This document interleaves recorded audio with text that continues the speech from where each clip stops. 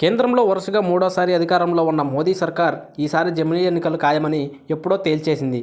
ఇప్పుడు వరుసగా హర్యానా, మహారాష్ట్ర, ఢిల్లీలో జరిగిన అసెంబ్లీ ఎన్నికల్లో హ్యాట్రిక్ విజయాలతో ఊపందుకున్న కేంద్రం జమిలీ ఎన్నికల్ని ముందుకు జరుపుతుందా? ఈ మేరకు ఢిల్లీలో ప్రయత్నాలు జోరుగా సాగుతున్నాయా అంటే అవునంటున్నారు ఏపీకి చెందిన మాజీ కేంద్ర మంత్రి. ఈ మేరకు అలర్ట్ గా ఉండాలని తెలుగు రాష్ట్రాల సీఎంలను ఆయన కోరారు. తిరుపతి మాజీ ఎంపీ, మాజీ కేంద్ర మంత్రి చింతా మోహన్ ఢిల్లీలో పర్యటిస్తున్నారు. అక్కడ పార్టీ పెద్దలతో పాటు పలువురు కీలక వ్యక్తుల్ని ఆయన కలుస్తున్నారు. ఈ సందర్భంగా ఢిల్లీలో రాజకీయం మారబోతుందన్న అంశాన్ని ఆయన తెలుసుకున్నారు. అంతేకాదు దాన్ని బయట పెట్టారు కూడా. అంతా ఊహిస్తున్నట్లుగా 2028లోనో 2029లోనో కాదు, 2027లోనే పార్లమెంట్, రాష్ట్రాల అసెంబ్లీకు ఒకేసారి జమిలీ ఎన్నికలు రాబోతున్నాయని చింతామోహన్ ఇవాళ తెలిపారు. తెలంగాణ ముఖ్యమంత్రి రేవంత్ రెడ్డి, ఆంధ్రప్రదేశ్ ముఖ్యమంత్రి చంద్రబాబు నాయుడు ఇద్దరూ ఈ మేరకు జమిలీ ఎన్నికల విషయంలో జాగ్రత్త పడాలని చింతామోహన్ సూచించారు.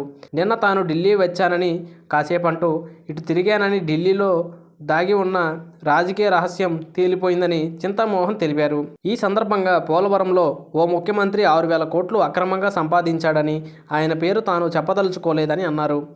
గతంలో చంద్రబాబు పోలవరాన్ని ఏటీఎంగా మార్చుకుంటున్నారని మోదీ చేసిన ఆరోపణలపై ప్రశ్నిస్తే ఆయన చాలా భయస్థుడనని, కాస్తో కూస్తో భయం, నీతి ఉందన్నారు. ఆయన చాలా జాగ్రత్త పడ్డారు. పార్టీలు వేరైనా తామిద్దరిది ఒకటే ప్రాంతం అన్నారు. చంద్రబాబు గురించి తనకు బాగా తెలుసన్నారు.